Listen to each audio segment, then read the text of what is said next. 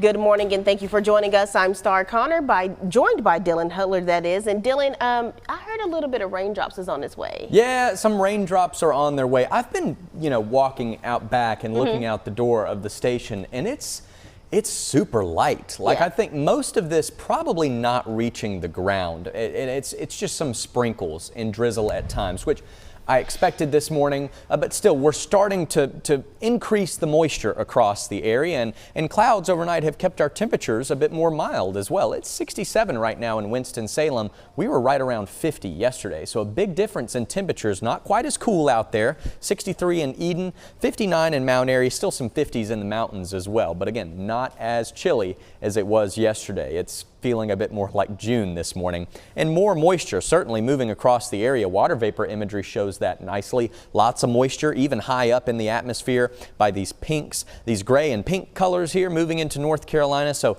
moisture is moving in. It even feels a bit more humid outside this morning too. I mentioned most of this is light and it's pretty spotty too. While yes, there is a chance of rain from all the way Reedsville down to Concord, likely not everyone in that path or swath seeing rain actively right now. So some light rain possible across the Triad and even north of the Triad toward Mount Airy and Danbury in Stuart, Virginia. That's probably our heaviest pocket of rain, up 52 toward Mount Airy. But still, you get the picture. Some light rain moving through this morning. Middle of the day looking pretty dry, and then I think a few more showers and maybe a thunderstorm pops up this afternoon and evening, similar to what we see during the summertime. But it's a pretty cloudy and gray day of weather for us on Sunday. Southwesterly breeze, clouds will keep highs in the upper 70s, but overall it's really not that wet of a day. We just have a chance for a few showers and storms, but the humidity is returning and here to stay. That'll bring us better chances for rain and storms in the extended forecast. I'll take a look at the rest of the week coming up. All right, thank you, Dylan. Time now is 8:03 and the Davie County Sheriff's Office is providing an update on the bodies of a man and woman found near the Iredell County line on Friday. Investigators say that this was a murder-suicide. An Ashanti alert was issued for Cynthia Gobble on Thursday. Evidence led them to believe that she was in danger. She was last seen with her estranged husband, Gregory. Their bodies were found in a wooded area near the Iredell County line on Friday morning.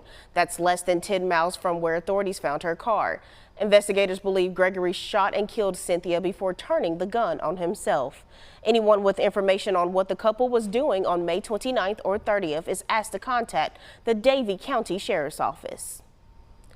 And Greensboro police say that a driver is facing a DWI charge after an early morning crash. It happened yesterday morning on West Market Street. Investigators tell us that the driver went off the road and crashed into a power pole. That impact snapped the pole, causing some nearby customers to lose power.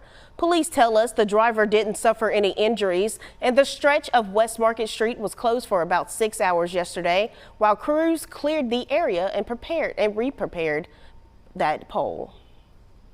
And an Idaho judge has sentenced Chad Daybell to death for the 2019 murders of his wife and his girlfriend's two youngest children. It's a case that made national headlines, and during the trial, prosecutors said Daybell promoted unusual spiritual beliefs, including tales of possession by evil spirits, in order to justify the killings.